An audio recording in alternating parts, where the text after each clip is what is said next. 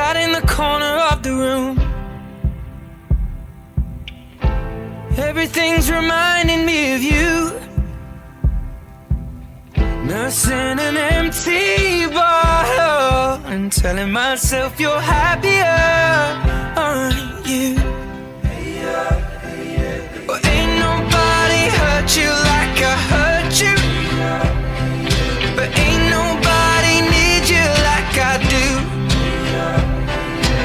I know that there's others that deserve you, but my darling, I am still in love with you. But I guess you're on to a station that believes in you. We are the pride of the people. This is High Power 102.7 FM, the pride of the people.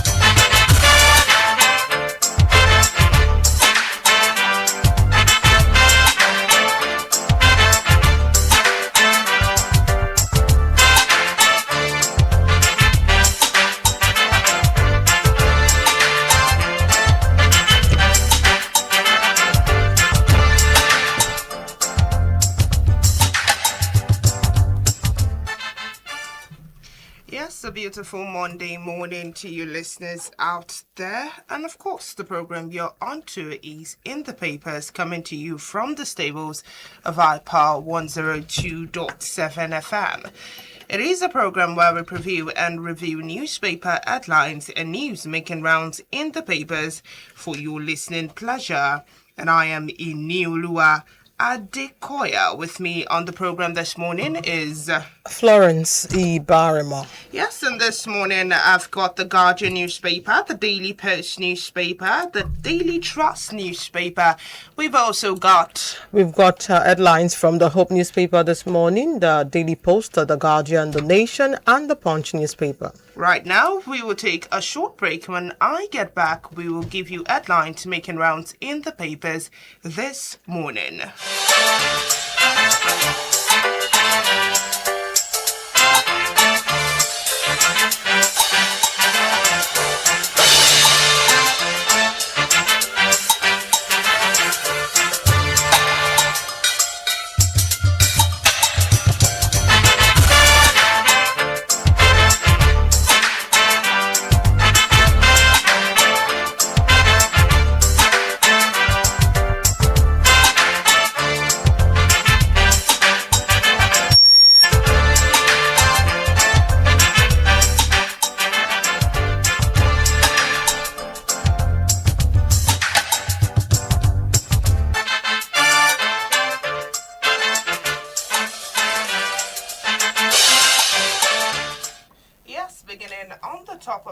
Of our headlines this morning from the Guardian newspaper.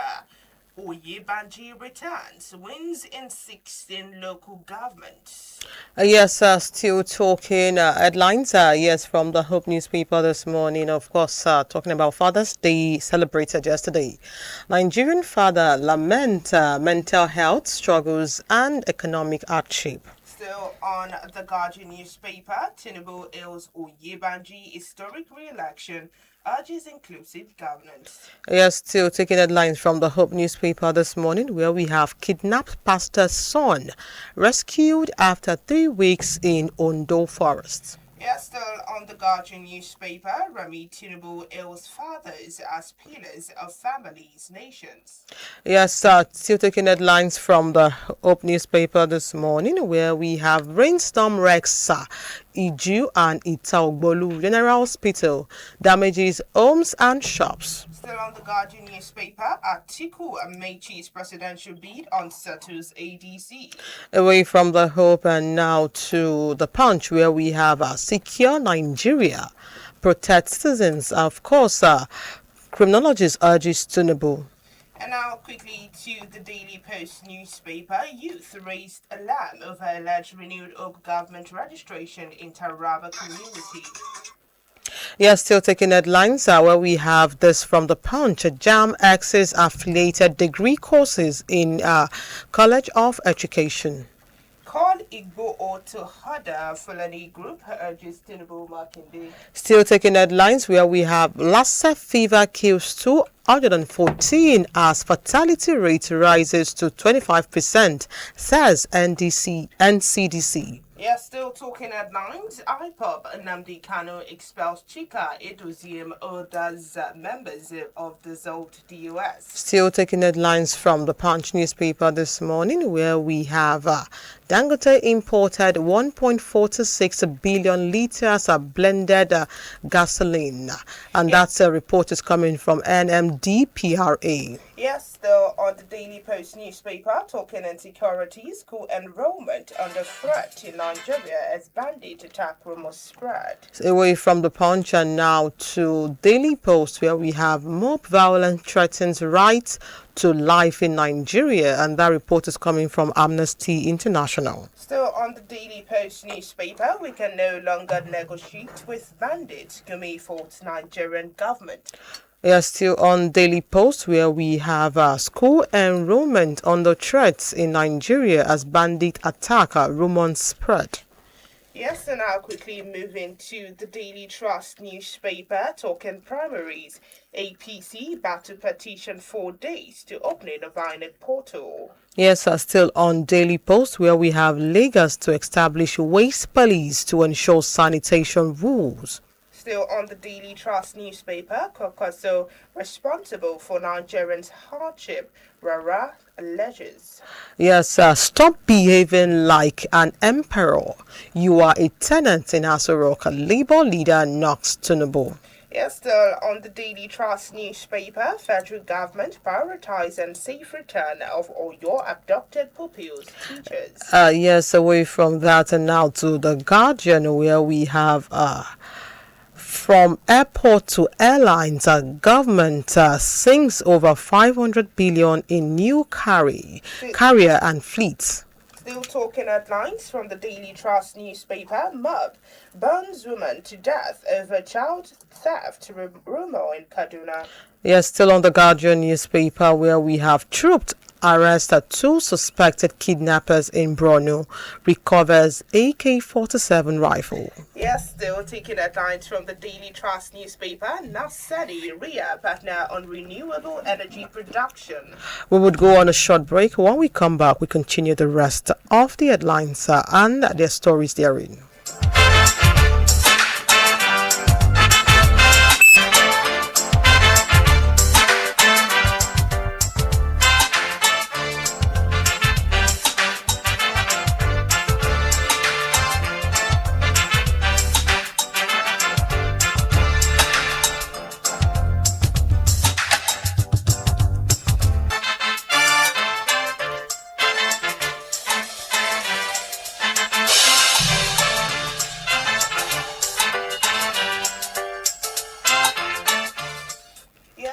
You're still there. The program you're on to is In the Papers, coming to you from the stables of our Power 102.7 FM.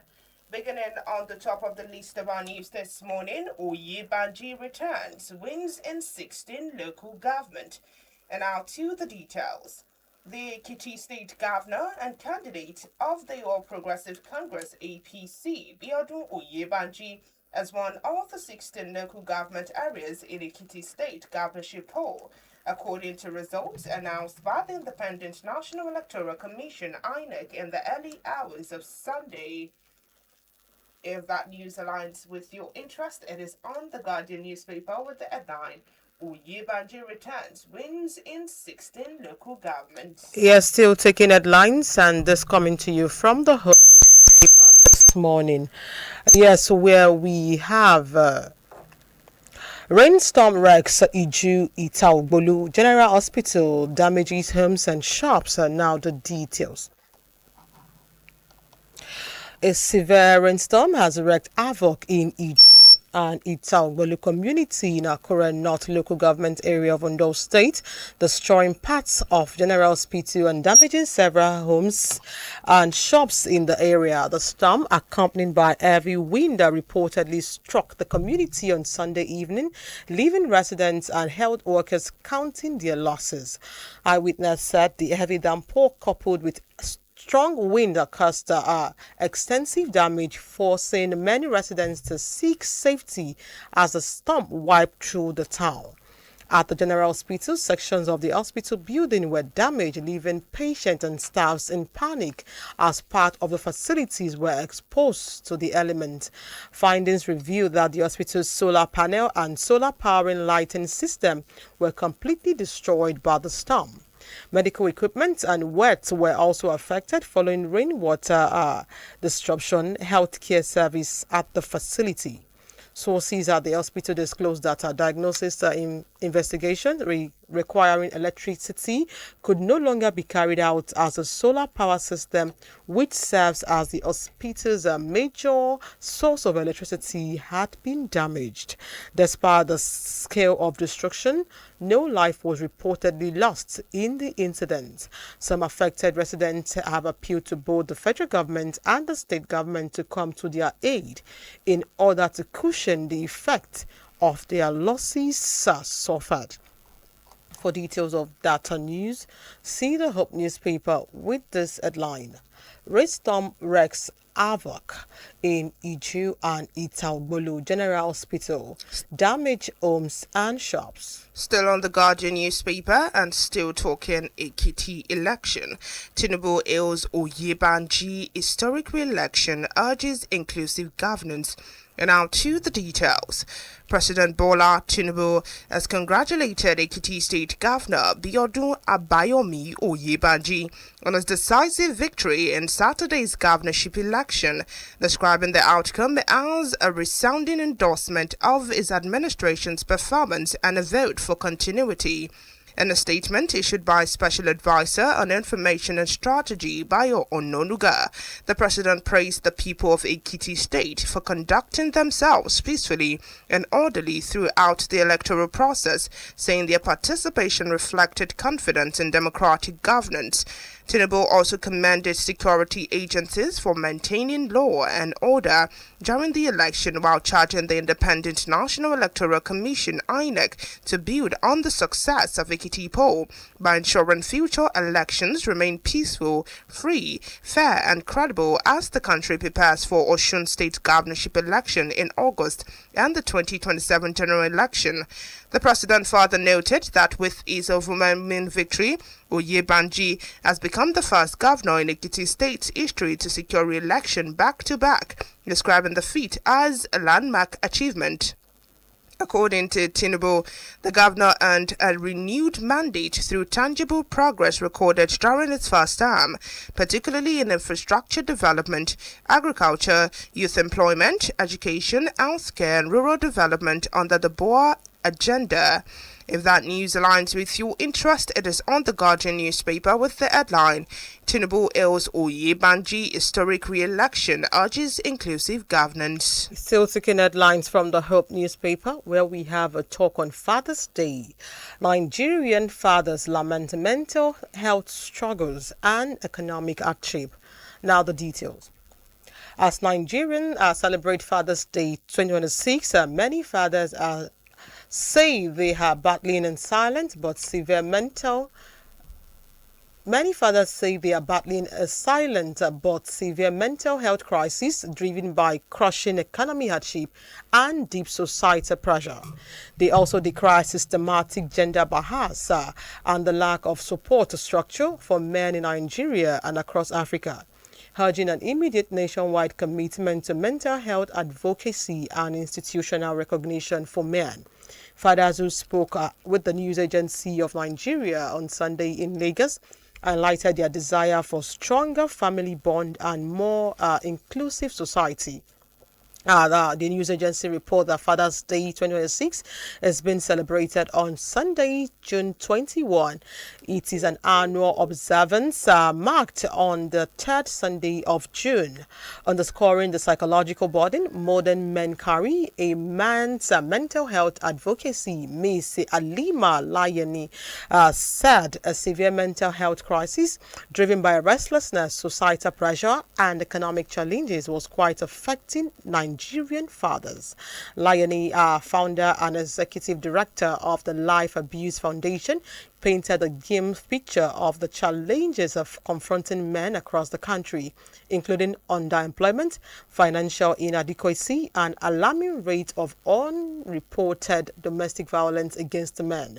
To cushion the crisis, Lione advocated the urgent establishment of a Federal Ministry of Men Affairs to ensure that men receive a structural protection and psychological support necessary for their well-being. Collaborating the advocacy position, a civil servant, Mr. Ferdinand Okoji, noted that the pressure to fulfill traditional roles as primary providers without corresponding appreciation at home causes severe psychological stress for many men. If that story aligns with your interests, it is on the pages of the Hope newspaper today with this headline: Nigerian fathers lament mental health struggles and economic hardship. Still on the Guardian newspaper and still talking Father's Day, Remi Tinubu hails fathers as pillars of families, nations. And now to the details. Wife of the President, Oluremi Tinubu, has paid growing tribute to fathers across Nigeria and the world, describing them as indispensable pillars of strong families and critical partners in building a responsible and prosperous society. This was as some fathers in Nigeria lamented insecurity and a lack of societal appreciation despite their toil to provide for their household. Also, many fathers said they were battling a silent but severe mental health crisis driven by crushing economic hardship and deep societal pressure. Expressing deep concerns about Nigerians' decline in fortunes, the presidential candidate of the Nigerian Democratic Congress (NDC), Peter Obi, urged citizens to reclaim their country through the ballot. In a 2026 Father's Day message yesterday, the First Lady celebrated the love, resilience, and sacrifices of fathers, acknowledging their enduring role in nurturing their children's character, confidence, and future. She said fathers remain central to the stability of families through their guidance, protection, and unwavering commitment, noting that their contribution helped lay the foundation for stronger communities and national development. Mrs. Tinubu also extended her appreciation to father figures, mentors, and role models who continue to make a positive impact in the lives of young people by providing leadership, support, and inspiration.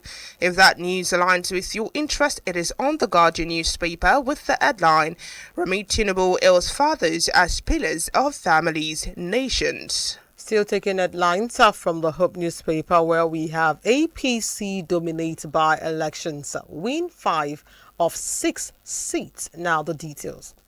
The Independent National Electoral Commission (INEC) has declared winners of several senatorial House of Representatives and state constituency by-election conducted across the country on Saturday.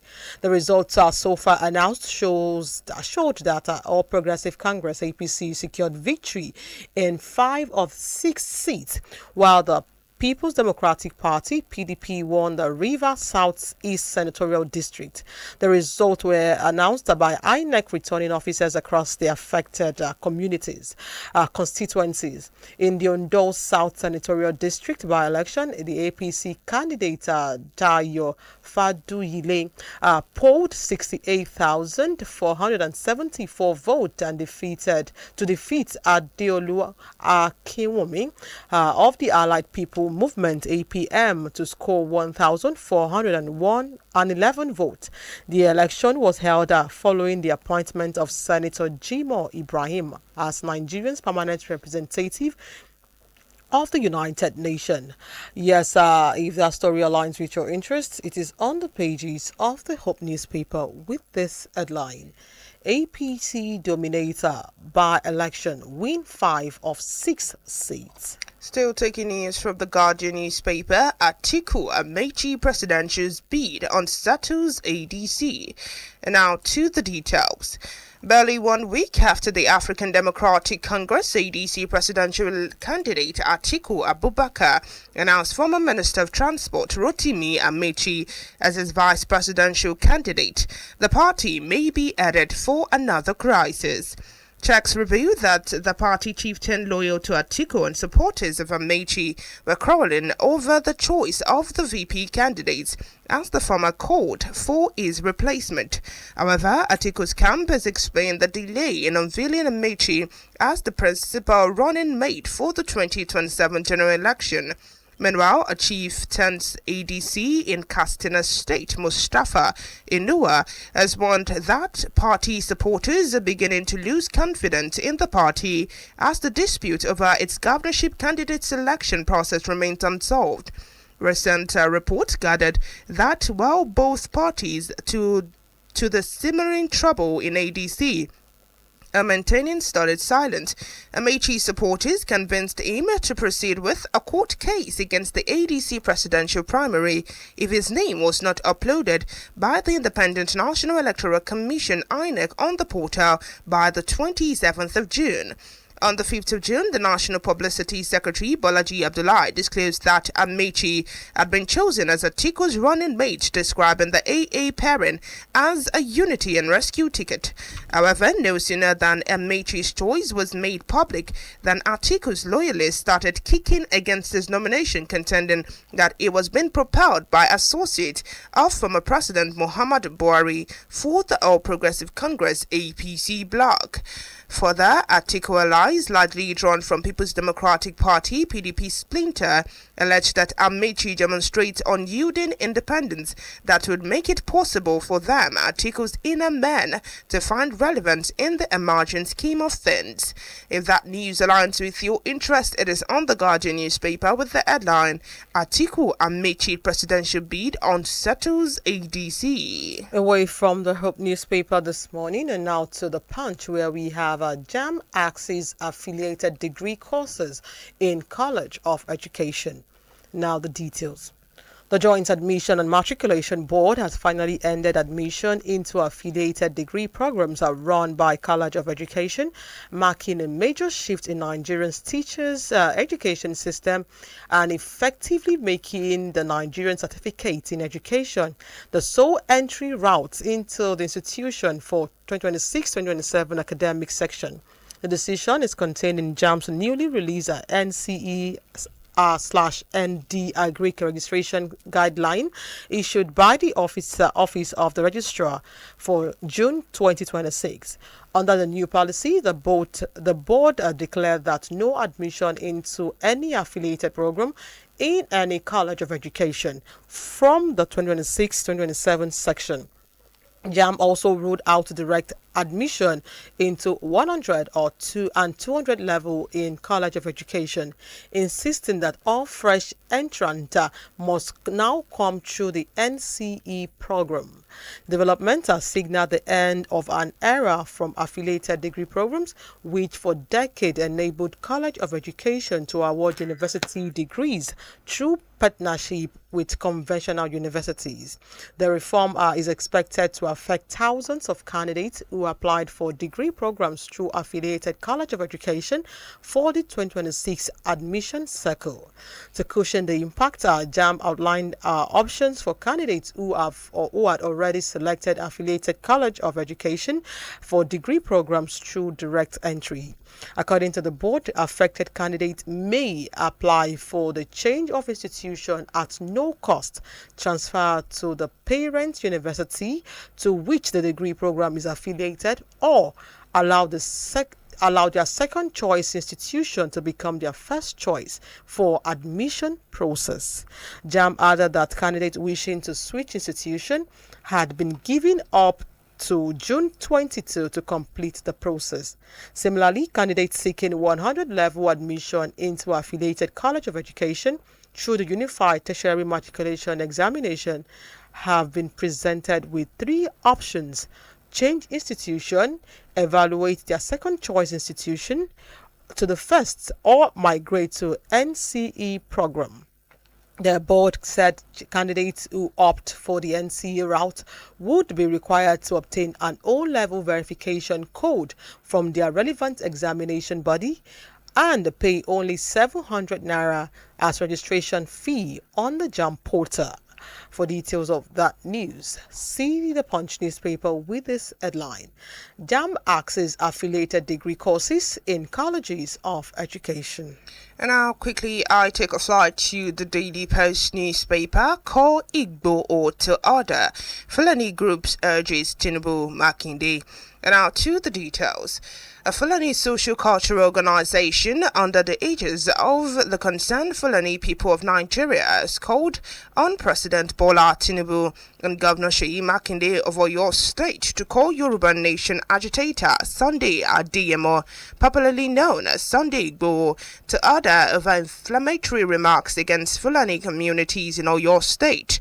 The group made the call in a statement by its convener, Ibrahim Bakindo Chubado. This came after reports that Igbo's issued a 2-hour ultimatum to Fulani leaders in Oyo State over the alleged abduction of a woman and her children. Igbo allegedly threatened to confront those he believed were responsible if the victims were not released within the stipulated period, and vowed to invade the forest reserve allegedly being used as hideout by the kidnappers. Reacting, Chibado warned that profiling Fulani communities for crimes allegedly committed by individuals could deepen ethnic tensions and undermine efforts to promote peace and security. The group further emphasized that Fulani people are opposed to terrorism, banditry, kidnapping, and other forms of criminality, maintaining that criminal acts should not be attributed to an entire ethnic group. It stated that Fulani communities across the country are made up of law-abiding citizens who should not be collectively blamed for the actions of criminal element. It further expressed concerns about what it described as a recurrent tendency to associate Fulani communities with criminal activities without sufficient evidence, warning that such generalization could fuel hostility and violence. If that news aligns with your interest, it is on the Daily Post newspaper with the headline, Call Igbo to order, Fulani group urges Tinubu Makinde. Still taking headlines from the Punch, where we have opposition knocks INEC protest a vote buying glitch. Now the details. Opposition parties on Sunday faulted the conduct of Saturday's governorship election in Ekiti State and a series of by-elections across the country, alleging widespread vote buying, ballot irregularities, and administrative lapses by the Independent National Electoral Commission. While acknowledging improvements in logistics and the largely peaceful nature of the poll, the opposition party said reoccurring allegations of vote buying, omission on ballot papers, and concern over electoral transparency raised questions about the Commission's preparedness for the future election. The National Publicity Secretary of the Nigerian Democratic Congress, OSA Director, said the Ekiti governorship election was devoid of violence but marred by allegations of vote buying and other irregularities. Similarly, the National Publicity Secretary of the Social Democratic Party, Rufus Ayenigba acknowledged that he described as improvement. He acknowledged what he described as improvement in electoral logistics, but accused INEC of undermining confidence in the process. Also, the Labour Party also expressed reservations over the conduct of the Enugu North Senatorial District by-elections. According to the party's National Publicity Secretary, Kenny Asogwa, the election recorded both positive and negative outcome. For details of that news, see the Punch newspaper with this headline: Opposition knocks INEC, protest vote buying and glitches. Yes, still on the Daily Post newspaper, talking IPOB, Nnamdi Kanu expels Chika Edoziem, other members of dissolved DOS. And now to the details. The crisis in the indigenous people of Biafra, IPOB, took another twist yesterday as leader of the organization, Nnamdi Kanu, announced the expulsion of members of the dissolved Third Administration of the Directorate of State, DOS, and the group Apex Administrative Organ. The crisis ensued after Kanu on Wednesday, the 17th of June 2026, announced the dissolution of the third administration of the DOS, headed by Chika Edoziem. He also announced the appointment of fourth administration, headed by Chris Unwaogo, as a replacement. But Edoziem kicked against the development and in-account move, issued a statement to declare that IPOB has suspended Kanu as the group leader. Edoziem also announced the suspension of spokesperson Emmanuel Powerful. However, IPOB, in a statement by Powerful, dismissed Kanu's purported suspension, describing it as illegal, null and void. The group subsequently published details of its code of conduct, which stated that Kanu, as leader of the group, has the exclusive authority to appoint and dissolve the DOS. In a statement it personally signed, which was made available to newsmen on Sunday, the 21st of June 2026, Kanu, who is serving a life sentence in Sokoto prison following his conviction on terrorism charge filed against him by the Nigerian government, declared that the expulsion of members of the Edoziem-led DOS is with immediate effect. Those expelled were listed as Chika Edoziem, Tony Unzurumike, Austin Agbayem, Chukwudi Ofoma, Isaiah Oba, Collins Chinedu, Chinanza Unwori, Fidelis Ejugo, Chidima Nwori, aka Juliet Edward Fitro, and Keke Uda. If that news aligns with your interest, it is on the Daily Post newspaper with the headline: IPOB and Nnamdi Kanu expels Chika Edoziem, other members of dissolved DOS. You're still listening to us from iPower 102.7 FM, and the program is In the Papers, your daily drive for news making major headlines in today's newspaper. We would go on a short break. When we come back, we continue the rest of the headlines and the stories therein.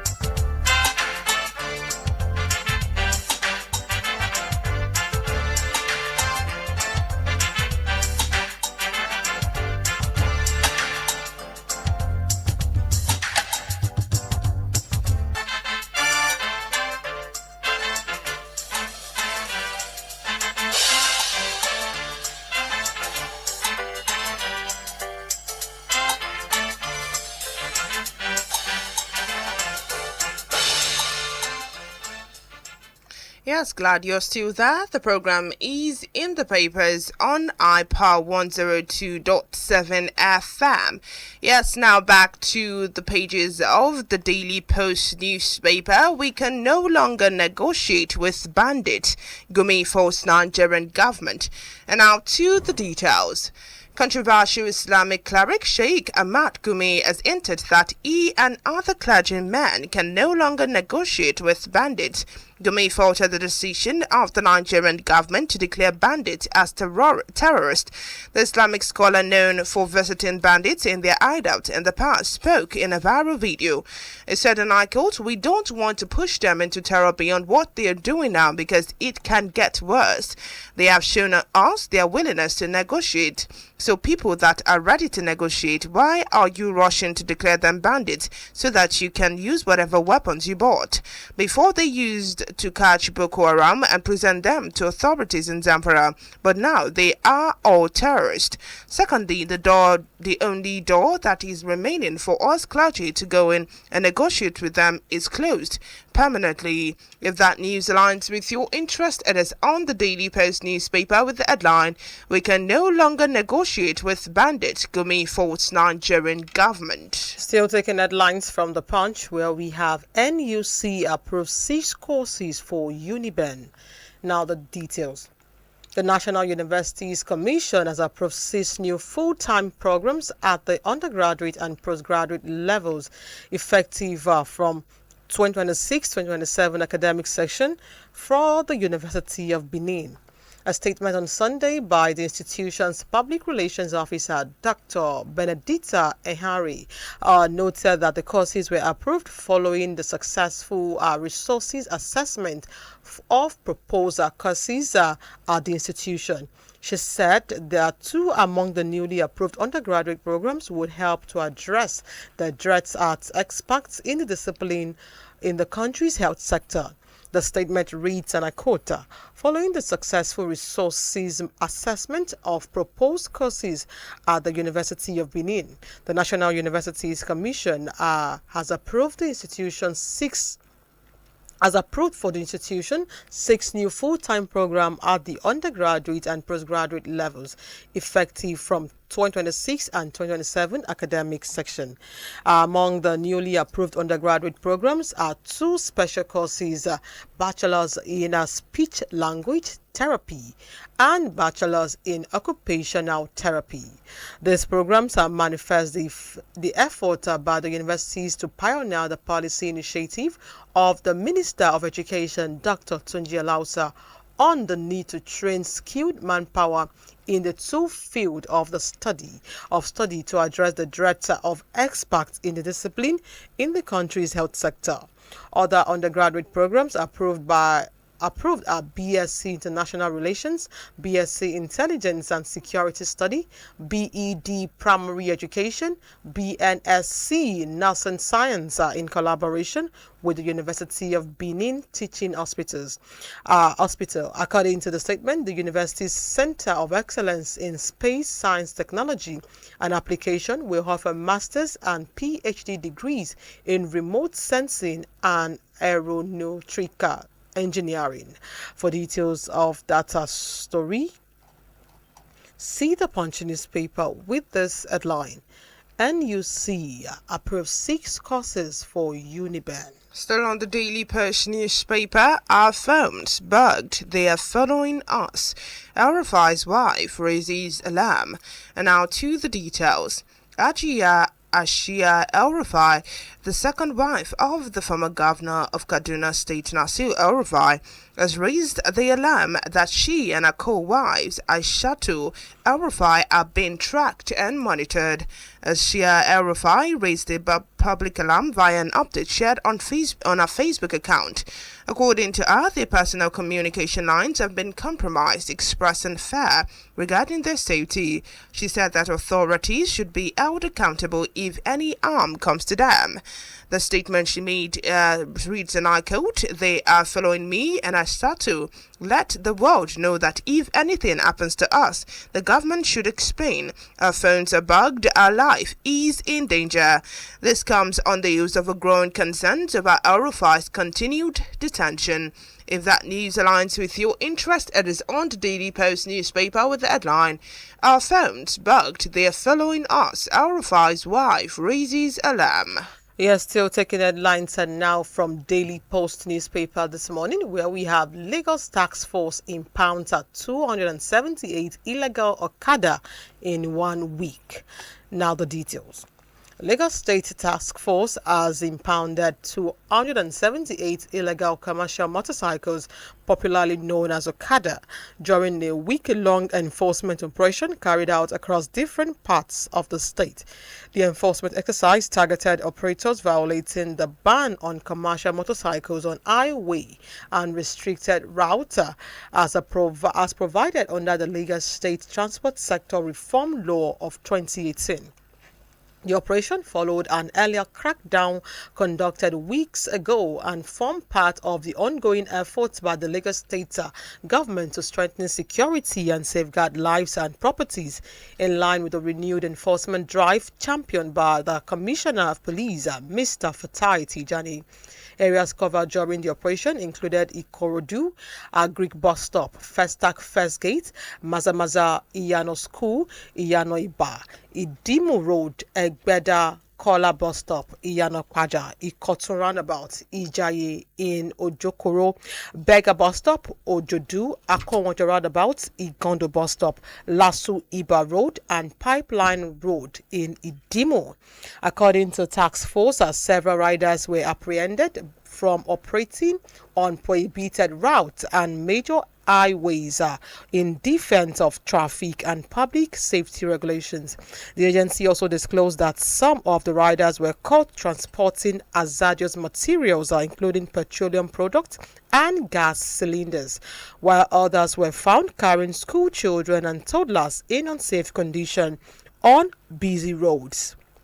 Authorities stated that the impounded motorcycles would undergo legal processing for possible forfeiture to the Lagos State government through the court in accordance with the provisions of the 2018 Transport Law.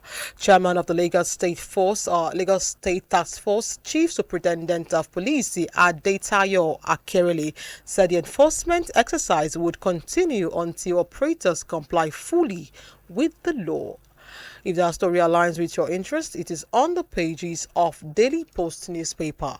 With this headline, Lagos Task Force impounds 278 illegal Okada in 1 week.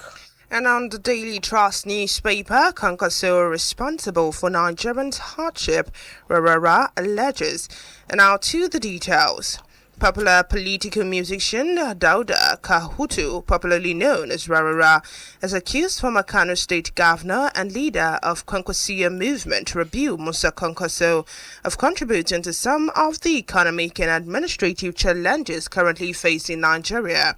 Rara made the allegation during an interview with an online platform where he said many of the problems affecting the country today stem from policies and decisions taken in the past.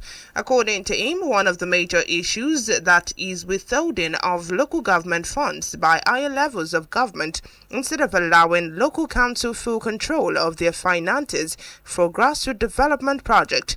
He further said, and I quote, local government funds are the lifeline of the people. They are what brings government service closer to ordinary citizens at the grassroots level. When those funds are withheld and controlled elsewhere, essential services meant for the people are affected. The musician argued that the country's current difficulties began when the practices was introduced, adding that its effect was still being felt across various sectors.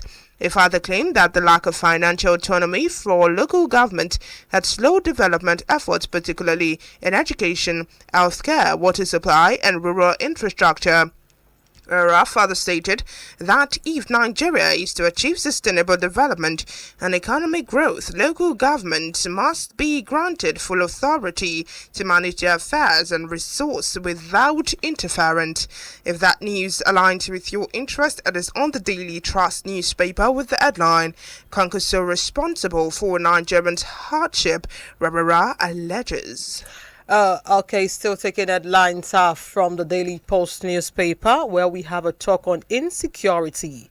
School enrollment under threat in Nigeria as bandit attack rumors spread. Now the details. I did not go to school on that Wednesday because I was sick, but my heart was beating fast for my mother to go and pick up my younger brother, said Fatima Erena, a pupil, while recalling the unforgettable event on Wednesday, 10th June 2026. As across parts of Mina that day, panic spread after reports circulated that bandits had attacked schools in the metropolis and abducted pupils. Although security agencies later debunked the report that the fear that generated was real. Parents abandoned work and household chores while children cried and teachers struggled to calm frightened pupils as rumor traveled faster than facts.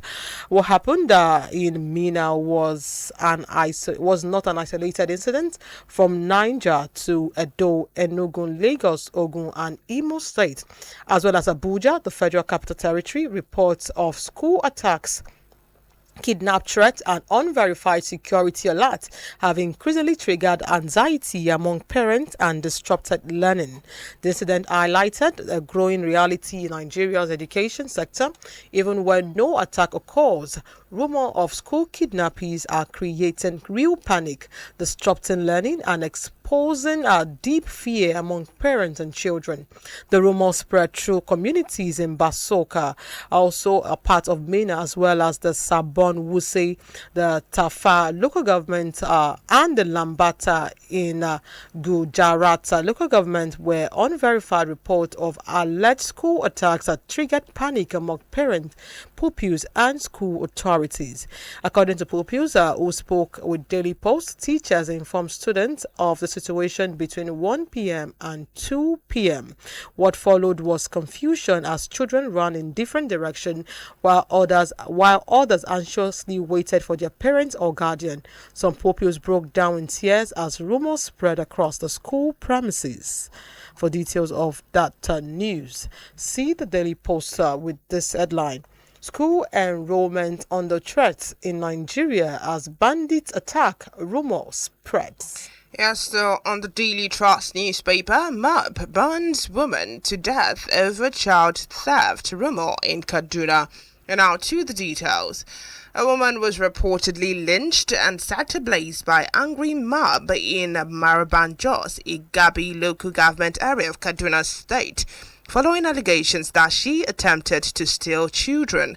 The incident, which sparked tension across the community, was reportedly triggered by concerns among residents over what they describe as a recurring rumor of child theft in the area. Recent reports gathered that the victim, said to be a married woman and a mother, was on her way to attend Islamic lecture when some youths accused her of attempting to steal children.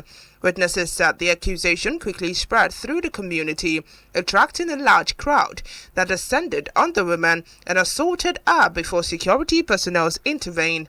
She was subsequently taken to a nearby police station post for protection and further investigation. However, the situation later deteriorated as hundreds of youth reportedly converged at the police facility demanding that the woman be handed over to them. Residents said the crowd, angered by the rumors of child theft in the area, refused to disperse despite efforts by security operatives to calm the situation. The mob eventually overpowered security personnel, forcibly removing the woman from the custody and setting her ablaze. Sources said police officers fired warning shots in an attempt to restore order during the unrest. One youth was reportedly shot while several others sustained injuries. A resident who spoke to newsmen expressed shock over the development, insisting that the woman was merely heading to an Islamic lecture even when she was accused. The statement by the youth says, and I quote, "It is disturbing that an allegation alone could lead to such tragedy. She was a married woman with children and was reportedly going for Islamic lessons when she was accused. Even after she was taken to the police station, the mob still went there, removed her from custody, and burnt her alive." The residents added that the woman's body was still at the scene when he arrived at about 1 p.m. Another youth in the community said the residents had become increasingly worried over rumors of child theft, a development he said fueled public anger and suspicion. If that news aligns with your interest, it is on the Daily Trust newspaper with the headline, Mob burns woman to death over child theft rumor in Kaduna. You're still listening to us from iPower 102.7 FM, and of course the program is in the papers, your daily drive for news making major headlines in today's newspaper. Yes, we'll go on a very short break. When we come back, we continue the rest of the headlines.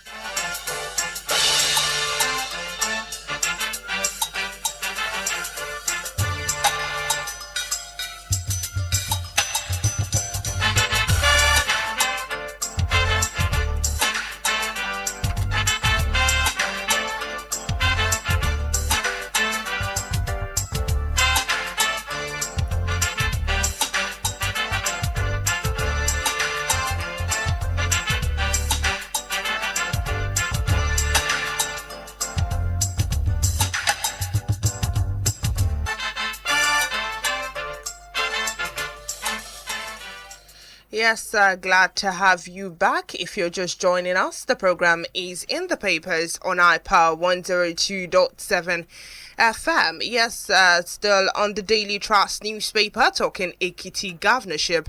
Controversy trails Edo APC chair, INEC observer's role. And now to the details. Controversy has trailed the conduct of Saturday's governorship election in Ekiti State following the appearance of the Edo State chairman of the All Progressive Congress APC, Jarrett Tanebe, in a vest associated with the Independent National Electoral Commission INEC, allegedly serving as accredited election observer. The controversy erupted as the INEC declared incumbent governor of Ekiti State, Biodun Oyebanji, of the APC winner of the governorship election after polling 319,224 thousand votes to defeat his closest challengers. Tanebe's picture in an INEC customized vest, which went viral yesterday, has triggered criticism from opposition parties and a constitutional lawyer amid questions over why a 7-state chairman of the ruling party would be allowed to participate in an election exercise and play a role expected to be independent and neutral. The Coalition of Registered Political Parties, CRPP, in a statement by its chairman, Dr. Samson Isiobo, and Secretary Nkama Waribi, described the development as disturbing, embarrassing, warning that it represents a dangerous erosion of confidence in Nigeria's democratic institution. It alleged that allowing a top IPC officials to operate in what appeared to be an INEC observer capacity reinforces public fears that the electoral body is increasingly compromised. If that news aligns with your interest, it is on the Daily Trust newspaper with the headline, Ekiti governorship, controversy trails Edo APC chair INEC observer's role. Yes, finally taking headlines from the Sun newspaper. We are talking Orire abduction. Hope raises saw abductees as security operative intensify rescue effort. Now the details. The hope is rising for a safe release of 39 abducted school children and 7 teachers from the Ahoro, Esiele, Yawota, and the Alawusa community in Orire local government area of Oyo State as security operative rev up our effort to rescue victims. This is coming as former head of state General Abdulsalami Abubakar urged Nigerians to unite behind the national security agencies in the fight against terrorism. Multiple security sources disclosed that troops and other security personnel involved in the rescue operations have effectively surrounded the hideout within the National Park Forest area where the abducted pupils and teachers are believed to be held. The victims were kidnapped on May 15, 2026 when armed terrorists attacked Baptist Nursery and Primary School in Yowota and 2 other schools in Esiele, abducted pupils and teachers. According to security sources, the terrorists have been effectively contained within the forest, while with security operatives blocking possible escape routes and restricting their movement with the hostage. Faced with mounting pressure and the likelihood of capture, the terrorists have reportedly resorted to desperate tactics, including the recent gruesome killing of one of the abducted teachers, apparently in an attempt to blackmail authorities and halt the ongoing rescue operations. The terrorists initially presented four major demands, including the release of detained terrorist commander, payment of ransom, provision of 2 Ilias vehicles, and the implementation of Sharia-related laws. If that story aligns with your interest, it is on the pages of the Sun newspaper with this headline: Hope rises for abductees as security operative intensify rescue efforts.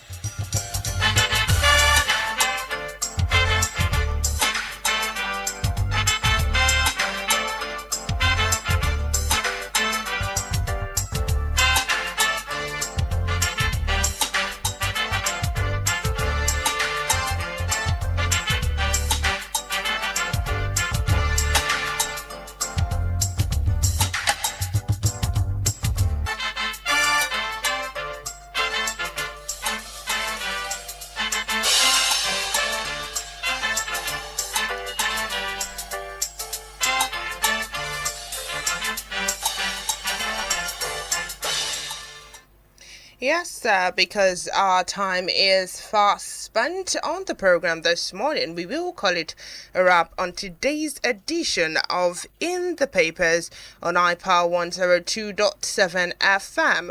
We hope this review has kept you informed of conversations making rounds in the papers this morning. Until next time, I remain Inioluwa Adekoya, and with me on this ride was Florence Ibarima. Yes. Thank you for listening and have a beautiful day ahead. Have a beautiful day, like she said, and stay tuned to iPower 102.7 FM for endless list of entertaining and informative program coming your way shortly. Until next time, have a wonderful day, and God bless Nigeria.